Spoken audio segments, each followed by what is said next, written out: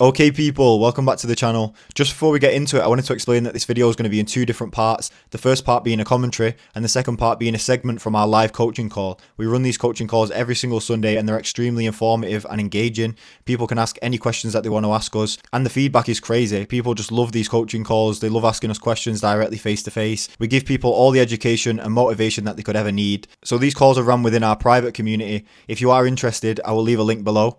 But other than that, I hope you enjoyed the video. Please leave a like, comment and subscribe. Let's get into it. I eat raw meat every single day of my life.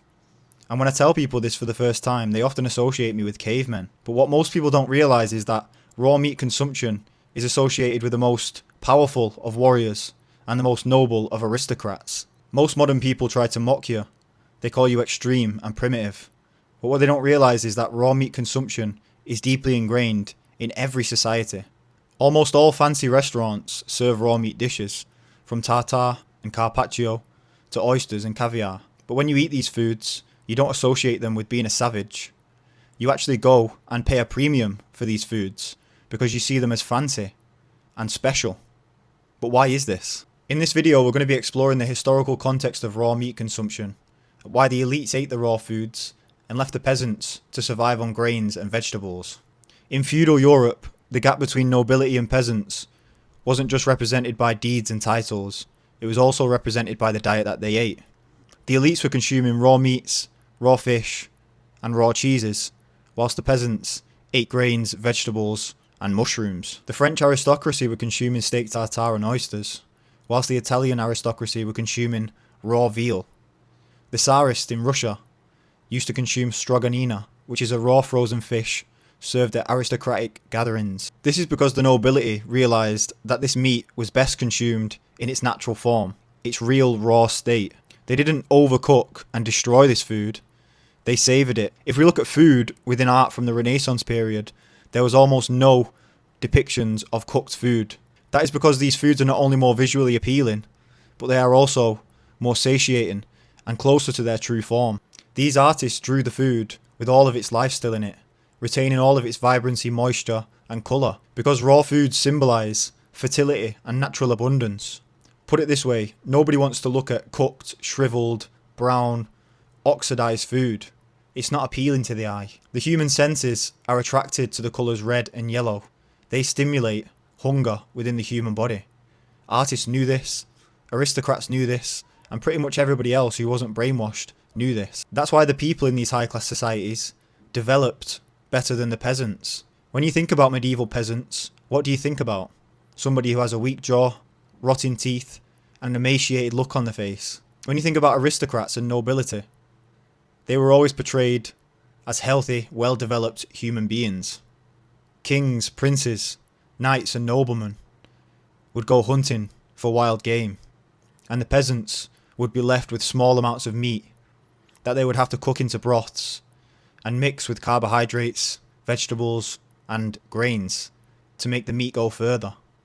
And these peasants passed these traditions on through their bloodlines, and we still honour these traditions to this day by creating the same recipes that they invented all that time ago, when they was starving and trying to extend the small amount of meat that they had available to them.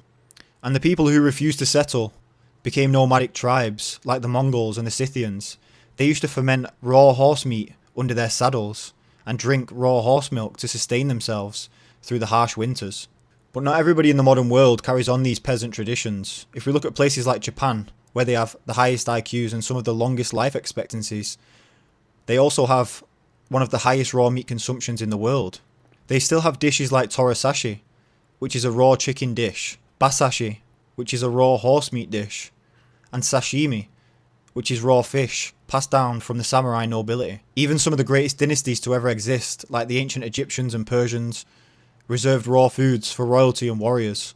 They believed foods like raw liver and raw heart would transfer courage and vitality to them. And we see this resonate throughout Africa now. Many Ethiopians and Libyans still consume high amounts of raw meat. Even in Texas they carry on this tradition. Traditions that they picked up from native locals who used to consume raw bison. Only the most ignorant of human beings would solely associate raw meat consumption with being a caveman. If you open your eyes just enough, you can see that raw meat consumption is all around us It's ingrained within every society and culture. So next time you reach for the keyboard to leave an uninformed comment, ask yourself who you want to be. Do you want to be a nobleman, royalty, somebody who develops properly, eats food in its natural form the way it should be consumed? Or do you want to carry on these peasant traditions and pass those traditions on to your children and your children's children, who may not develop properly due to malnourishment? And just to end off, people are always asking me why I feel it's so necessary to consume all of these raw foods. What is the point of me doing it all? Well, my own development aside, which was huge, might I add, it's also about the development and the health of my further bloodline. So my children and my children's children can be the most healthy and well-developed people possible. Because healthy, attractive, well-developed people are much more successful in life. And next time you go to a fancy restaurant, don't choose the peasant option of bread or pasta. Choose the option that royalty would choose, the caviar, the oysters, the tartare and carpaccio, the sashimi. The option full of nutrients and hydration. Choose the food of aristocracy. So this is revealing the unspoken truths about our carnivorous evolution. So that doesn't necessarily mean cooking, but it just means meat-based evolution overall. So first off, we have the basic idea that humans are designed for a meat-based diet. Our greatest civilizations and strongest tribes, most dominant warriors, were built on animal foods, the body, the brain, and our biology point in one direction, which is that humans are apex carnivores. We have been carnivores for all of our existence, and only now we've started to move into things like veganism, vegetarianism, moving away from a meat-based diet. Even most people who would say they're omnivores or whatever, they eat a grain-based or plant-based diet mostly. You know, if you think about most people's diet on a day-to-day basis, they'll be eating dishes that include like burgers, pasta dishes and stuff like that, and they always have small amounts of meat, and most of the meat is really overcooked. So most human beings on the planet right now are plant-based. They're not actually meat-based, and especially not fat-based. A lot of people are really scared of fat, and fat was one of the things that actually drove humans to develop properly and reach their full genetic potential. So all these low-fat, plant-based, seed oil based diets are what is causing us all these chronic issues and underdevelopment. And if you look at it from a survival point of view, the tribes and groups of people and countries or whatever, especially during like the times where tribes would like fight each other, the tribes that evolved to be more plant-based and depended on agriculture more, because they ended up being smaller, weaker, had less muscle mass, had poor dental hygiene, they not only did they not live as long, but the ones that survived, when it came time to fighting these other tribes that are more carnivorous, they obviously lost and their tribes got smaller and smaller. And the meat eater tribes, for example, Maasai and Kikuyu, the Maasai would win versus the plant-based tribe any day because they were just stronger and bigger and had higher bone density. So it's also a matter of, which people survive on which diets for longer. Oh yeah, for sure. The vast majority of human existence, when we look at anthropology and all the years of hunting, we lived and evolved as hunters long before the farming and civilizations, before the grains, before all of that kind of stuff. We was cooperating and hunting, living within nature's rules essentially, and we would get most of our diet, most of our nutrition, most of our vitamins, minerals from meat. If you just look at like vegetables, fruits, grains, all these things, they've been genetically modified over the course of thousands of years, and not just genetically modified, but genetically selected and bred, developed through farming to become more edible, to become a higher part of our diets. And as you see throughout the years, the more and more we consume these vegetables, grains, plants, we became less and less developed over time. Yeah, so the cold, harsh winters when we had to adapt, and basically there was no plants around in these times when it was so cold. And you see this is why most of the people who live in these colder climates actually carry on this tradition now and still eat high meat-based diets, like the Inuit. Their meat and fat content, it makes up like 80% of their calories.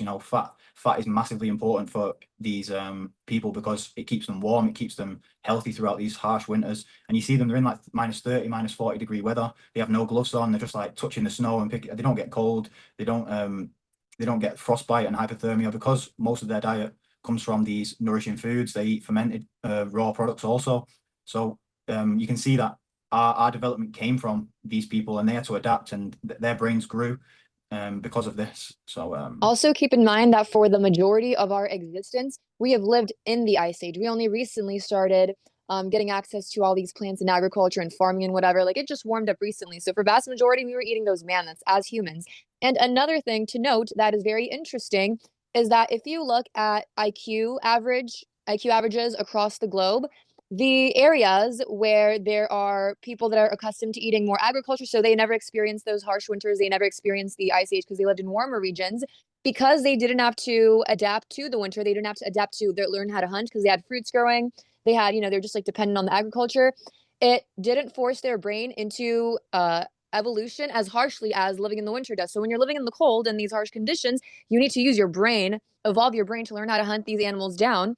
So yeah, if we look at archaeology, it confirms that hunters were first and foremost carnivores, and so cut marks on bones found in every continent showed that early humans used stone tools to remove flesh long before farming existed. Isotopic testing of human collagen shows carnivore level nitrogen signatures.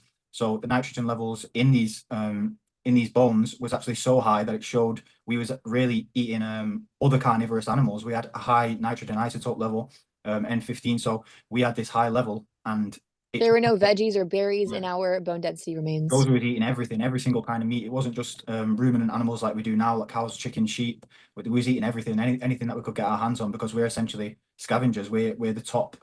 We're not really in the food chain anymore because we have adapted to farming and whatever else. But when we were hunters, we are the top of the food chain. Other animals are wary of us and know of our intelligence and strength, so they would avoid us at all costs, realistically, which is why you see people when they come across bears don't want to attack you and things like that. A lot of animals don't want to attack humans. They only do it if they're like scared, defending their territory or whatever. So humans were literally the apex predators. And if you look at the Hadza tribe still as a ritual of coming of age thing, they have to all go and kill a lion. Oh, hi Angie. Talking about lions, there's an evolutionary cousin of a lion. But yeah, they have to go and hunt a lion to be accepted into the tribe. So people still carry on these traditions and hunt these carnivorous animals as well. So moving on to stomach acidity, this is one of the main primal cat. Yeah, this is one of the main proofs of human beings consuming not only meat but raw meat, and being adapted to consume these things. So our stomach pH is around 1 to 1.5. It'll be like 2 at the very most. And then if you look at a lion's stomach pH, that's from 2 to 3. So we have a lower average stomach pH than a lion. The closest animals in nature to us on stomach pH are hyenas and vultures. And if you think about hyenas and vultures, they're both carrion feeders. They are scavengers. So they scavenge for any kind of meat that they can find, any leftovers, anything that's left over on the floor of the savannah or wherever they are, the jungle. And certain vegans, they like to make the argument of, if you eat alkaline foods, you can change your body's pH to a higher alkaline state. That pH number is so set that no matter what you eat, it usually stays around that range, unless you've been eating such an unhealthy diet that you ruin your stomach's acidity and strength of their pH. But for the most part, that is where our stomach range is acidity-wise, so we are able to break down that food easily. Yeah, and when I talk about evolution, I actually don't mean the fact that we came from monkeys. I don't generally believe that. I know a lot of people probably do, but I believe more in microevolution. So microevolution being like epigenetics. So when you eat better foods, your bloodline becomes stronger, and then you develop properly as a human being. You become stronger, taller, more adapted. And if you look at the stomach pH of something like a chimpanzee, it's around 7, like a neutral pH, because they have a fruit-based diet. Most herbivores and most primates and stuff like that have a high pH from 4 to 7, even higher sometimes. And we don't have a cecum in our colon, stuff like that. I got a comment like that the other day that was like, gorillas have so much muscle and they just eat plants. Like, we can live off plants too. And it's like, can you eat 20 pounds of fiber in a day? Can you eat like 20 pounds of bananas? No. Ridiculous claim. We do have a few people who are still fruitarian and promoting that diet, but I mean, I've been there and done that, and it's definitely not a good diet at all for a human being. We're just completely adapted. Humans can't break down cellulose. They can't ferment grass. You wouldn't go and eat grass or leaves. There's only a select amount of leaves that human beings actually do eat in the modern world, and that's because they've been genetically modified and grown in a certain way. We can't eat flowers. We can't eat bark. We can't digest cellulose properly, which is why fiber is completely indigestible to the human body. We can only get a tiny, tiny amount of nutrients from this, and a lot of it is bound to anti-nutrients as well. So, so talking about the next proof of humans being carnivores, our physiology shows that our digestion and gut length, so our gut length is likened to a cat or a dog. So I think a cat is like 5 times the length of the body, or a dog is 5 times the length, and a cat is 3 times the length compared to our body ratio. So this is talking about ratios only, not actual lengths. But when we talk about ratios of the intestines to body ratio, and we're just right smack bang in the middle of those two animals. So we are actually designed to eat a diet that's based upon a dog's or a cat's or any kind of apex predators. We are extremely similar to these people. When you look at herbivores, they have massive intestines that ferment. They have some of them have 4 stomach chambers. Some of them like spit out. If you think about a cow, that's how they consume grass, is chewing the cud, it's called. So they swallow, they regurgitate, they chew, they swallow, they regurgitate and chew. And they have specific enzymes in the mouth and specific enzymes in the stomach that help to break down the cellulose and the plants. We don't have all this. We don't have a cecum, like I said before. We have an extremely short, long intestine compared to these other animals. We don't have the ability to ferment plant products in the way that these animals do. So it's complete proof. Just these 2 things alone can blow any kind of plant argument out of the water, because Especially the cecum argument, which is literally the part of your intestines that's responsible for plant digestion. Ours literally atrophied from lack of use. It used to be a bit longer when we were like not as human looking, and now it's the size of the tip of your index finger. So that's how much space you have to digest plants in your body. And what is it called when like an organ shrinks over time from lack of use? Yeah, There's like a word for it. I mean, it's kind of like the I think it's like our atrophy. tailbone.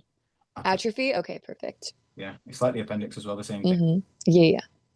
And yeah, so Oh, and wait, sorry. And in monkeys and gorillas and other plant eaters, the cecum, that's the tip of a finger for us, is 6 feet long in those animals. So if we were truly meant to be omnivores, ours would have been at least a foot tall, maybe 2 feet tall. Yeah, exactly. And I think realistically, we don't have there's an argument, vegans use it a lot, and other people online who promote fiber, they say in the long intestine, sorry, you produce these short chain fatty acids from fermenting plant products.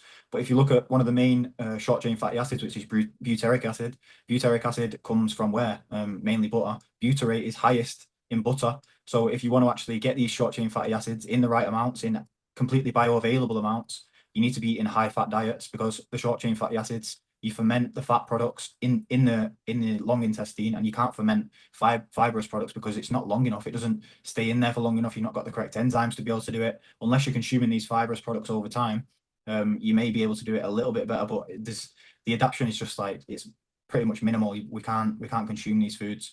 I always had a lot of problems when I consumed high fiber diets. I was a vegan, and I would literally go to the toilet like 5 times a day, 6 times a day, which is crazy, because now it's a lot less. I remember once when I was like trying to lose weight bodybuilder style, I decided that I was obviously really hungry. So I like made myself a really plain salad because I just wanted something to fill my stomach up with. So I diced up some onions, diced up some tomatoes, put some lettuce in there, a little bit of dressing. And I vividly remember that was like what I had that day besides like chicken breast. And this is maybe a bit gross or graphic, but later in the bathroom, the salad came out whole. Like it wasn't even digested. Same as like corn. When you eat corn, it just comes out whole the way it is. So the body doesn't even bother digesting it. It just sits there, ferments, makes you bloated, and then yeah. Yeah, and I think these vegans as well, they have an obsession with doing cleanses, gut cleanses and stuff like that, and then all this waste comes out, and it's because it's stuck there. The fiber gets stuck in your intestines, and you have this like fetish with doing cleanses, parasite cleanses and whatever else. But I've even seen vegans who've been doing it, claim to do it like 10 years, who are doing parasite cleanses. Like, where are the parasites going to come from if you're not eating meat? Like, most people claim that they come from meat, even though they do come from vegetables also. But yeah, anyway. So the next point is enzyme biology. So the human digestive system produces large amounts of protease and lipase enzymes, specialized for breaking down animal protein and animal fat. By comparison, we produced very limited amylase, which is the enzyme that is responsible for breaking down starch or plant carbohydrates as a primary fuel source. So our enzyme profile is wired for meat digestion first over grain or grass consumption. So essentially, we can consume these things, and as a survival response, because we are so adapted, we are the top of the chain. We're supposed to be able to consume everything in a way, but these foods are survival foods. If you went out on a hunt and the warriors came back and there was no animal with them, they would end up digging in the roots, or they'd end up going to the mushrooms or the whatever else, the plant products instead at the end of the day, and you wouldn't really enjoy that. If you watch things like Survivor in England, it's called Bear Grylls Survival Island, or I don't know what it's called, something like that. But these people, after a few days on an island, they are desperate for meat. You can see it. They're dying for meat. And if they consume these yams or starches, fruits, whatever, through the day, they're still craving meat. They're trying to catch fish. They're trying to catch wild boars in the woods, and they're dying for it. And you can see how their energy levels completely deplete over just the course of a few days without meat. So we're not really designed for that. We're not going to be digging in the dirt for tubers and starchy things like very often. To be honest with you, the most successful civilizations would never have done that. They would have literally had meat on hand all the time. They would have had some preserved, fermenting, frozen, smoked, whatever. They would always have a meat product on hand. They wouldn't be starving and having to go to plant products very often if you are a successful civilization. Eating plant products was literally like a sign that you are in a starvation and a famine. In medieval times, peasants, they were just like always making cabbage soup, cooking oatmeal, cooking grains, making bread. That was like what a peasant ate. And now people make like cabbage soup for as like a health food, and they cut back on the meat. Yeah, yeah, they think that's healthy, low fat, low meat. You don't want a heart attack. You don't want this. You don't want that. But like I said before, the Inuit consume 80% of their calories through animal fat. They're eating whales, seals, the fattiest fish possible, polar bears. They're eating all these things that have got massive like fat layers that are as thick as your head. And they're eating all this fat every single day on a daily basis, and they don't get, they're not dropping dead from heart attacks at age 30.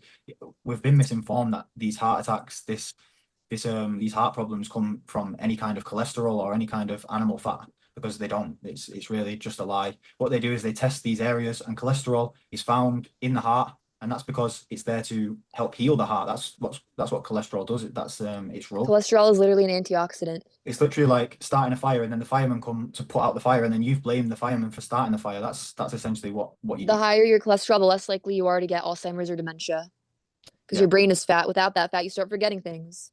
Well, Alzheimer's and dementia is essentially type 3 diabetes, which is Oh yeah. too much sugar. So hmm we're not really told this. They don't really like to tell you stuff like that. But when you consume too much sugar, you can get type 3 diabetes over time, and you start to have memory loss. But we're told sugar fuels the brain, right? No, but it doesn't. It doesn't fuel the brain. Sugar is really not good for the brain. It crosses the blood-brain barrier, and it stimulates it too much, essentially. And then you start to have memory loss, lose cognitive function over time.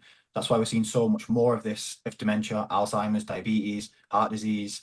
One of my followers, they sent me a picture of what their grandma at a retirement home was being fed for her dementia. It was literally like white rice, plain toast, low fat yogurt that's like strawberry flavored. It's like a joke. It's like they're making it worse on purpose. Oh yeah.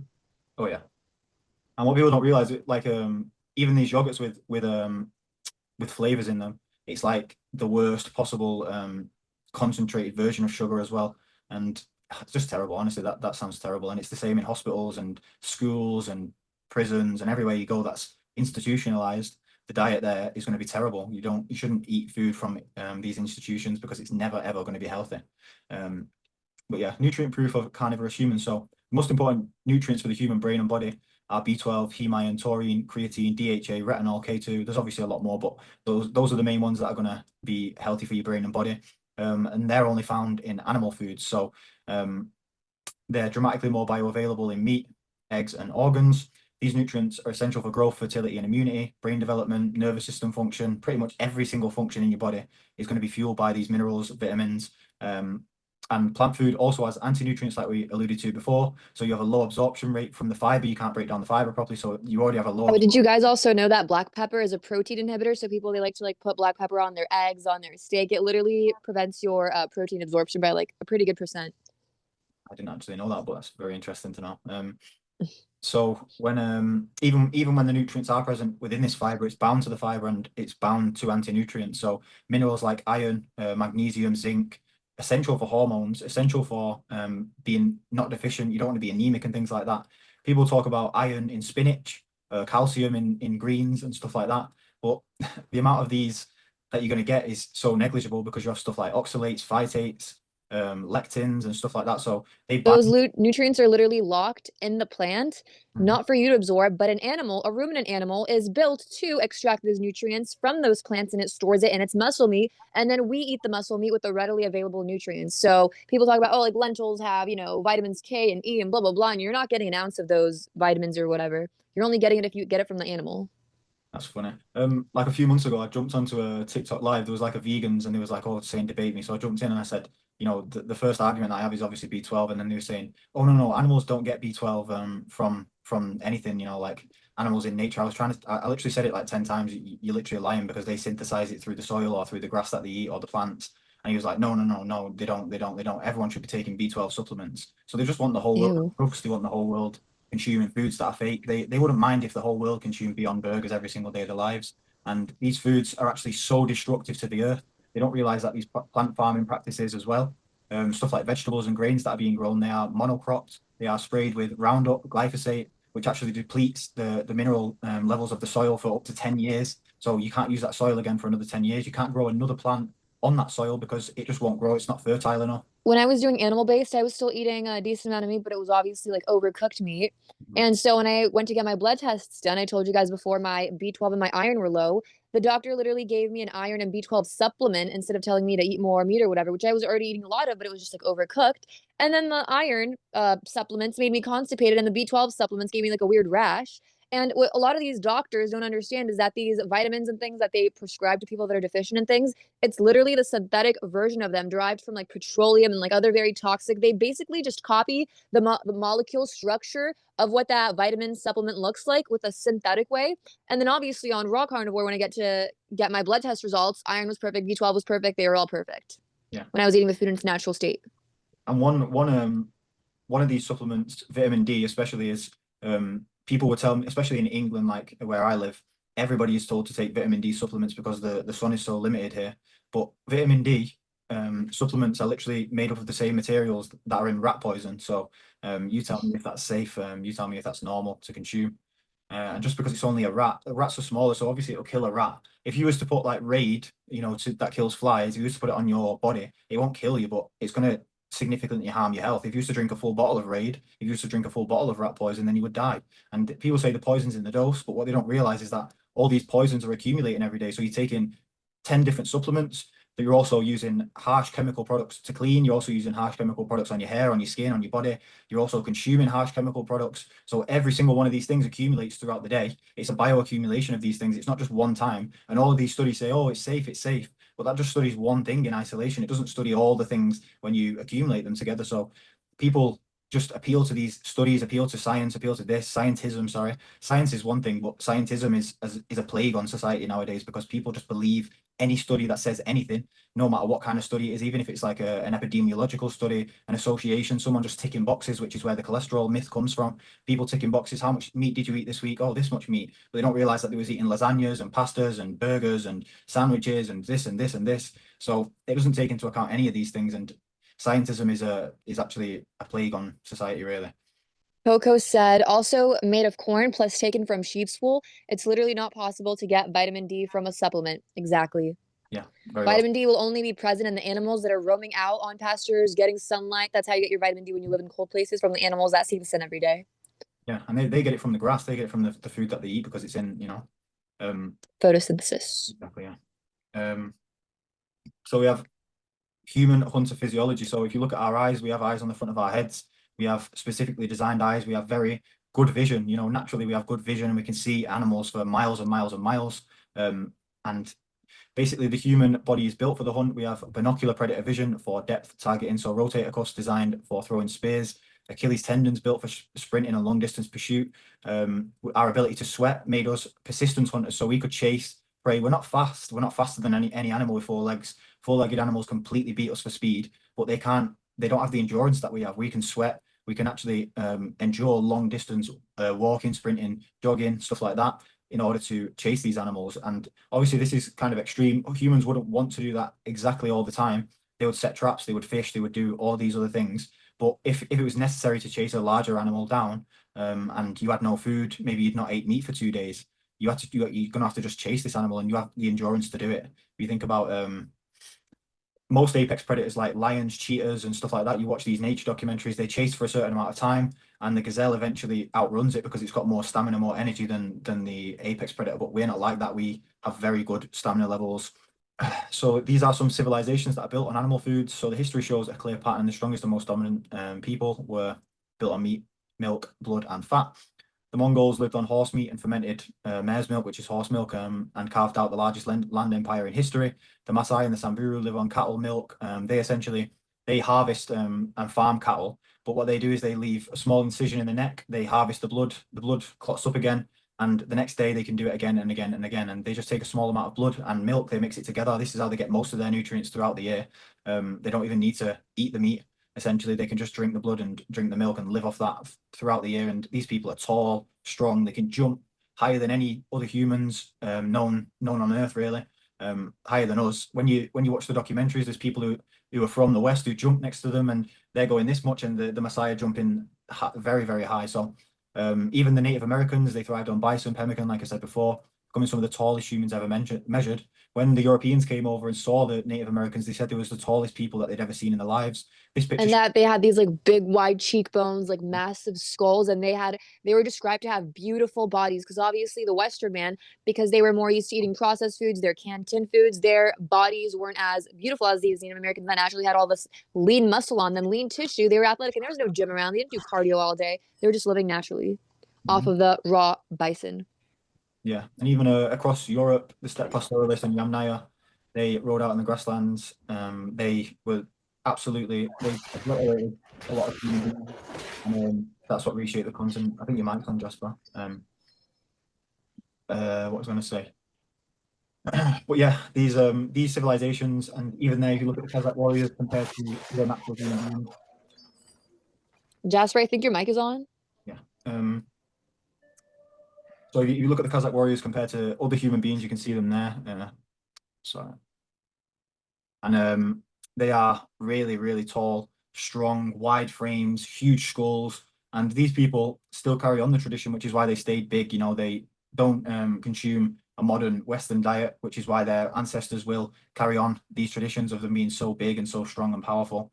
So the best civilizations, the most strong warriors, the most successful human beings consumed these foods. And when we see the difference, so when about 10 to 12,000 years ago, the Neolithic period started, and humans shifted more from hunting to farming. A lot of them did, like the Yamnaya and people like that. The pastoralists, the ones that traveled, the nomadic warriors, they got away from civilization and traveled the steppe. They used to hunt as they carried on. They had horses, which they would eventually milk a lot of the time, and then eventually kill them, ferment them underneath their saddlebags, and that's what they would eat as they were traveling. So these Neolithic skeletons, in pretty much next to no time, started to degrade. They started to have rotten teeth, deformed jaws, arthritis, clogged arteries, disease, basically everything that we're seeing in today's society, but probably not even quite as bad as what we've got right now. Most people Sometimes on like some of my reels, I'll do hashtag veganism just to like, get some vegans on my page to see what I'm doing. And then they'll comment, oh, like this is awful. We adapt to eating meat. We can just adapt to eating plants too and not harm animals. Okay, sure, you can adapt to eating plants, and then your kids can be 4'3" and, need a lot of medical intervention because you decided that, something that's naturally a part of life is evil because you were brainwashed. Oh, So the whole like, oh, we can adapt to plants. We can't really adapt to it. Sure, we'll become like shorter, sicker, weaker. If you call that adaptation, I think that's called de-evolution.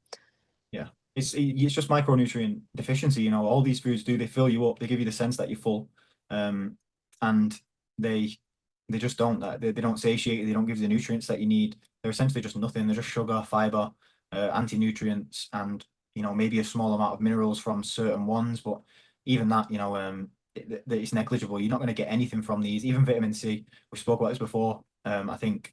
But when you eat a meat-based diet, the threshold for vitamin C is absolutely miles lower. You can actually get vitamin C in more than enough amounts from raw liver, from egg yolks, from these real hydrating foods, because it's a water-soluble vitamin. Most people can become vitamin C deficient if they are overcooking meat. But if you're eating raw meat, you would never have a vitamin C deficiency ever. And we have a guy here called Weston A. Price. We've spoke about this guy a lot. I mean, this guy's research was absolutely beneficial for us as human beings, finding out what we should eat and how we should consume it, stuff like that. He was essentially a dentist, and he traveled the world, and all he was trying to do is find out about dental records and about how a natural human being's dentistry was developed, and people's palates, people's jaw structures and stuff like that. He just wanted to find this out. But what he actually found out was that human beings developed in every single way better when they ate their natural diets. And then when he compared this to the same tribes, the same people who had actually advanced onto the more modern diets, eating more grains, processed foods and sugar, the teeth crowded, the jaws weakened, the faces narrowed, they collapsed dental arches, they started to get disease, less immunity, and everything. Literally every single health metric declined, and he didn't even realize this was a thing, which is why his work was so amazing. He went all around the world and showed this. When they stopped doing it, when they stopped consuming the right foods, they literally degraded as a society within one generation, literally within one generation. So if you think about us, we've been doing this for generations and generations and generations. If now we just went back in the next generation or two, we could get back to the proper bone structure, the proper development.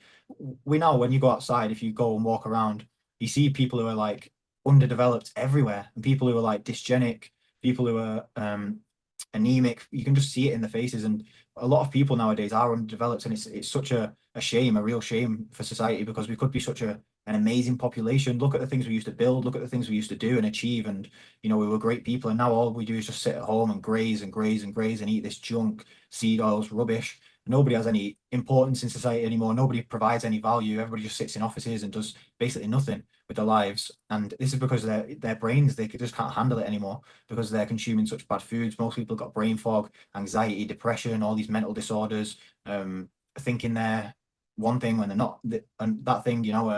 So all these things, developmental issues, they don't just come from the air. They don't just float in through the window and go up your nose, and then, oh my God, I've got anxiety now, or I've got a disease and whatever. No, it comes from your food. It comes from your lifestyle.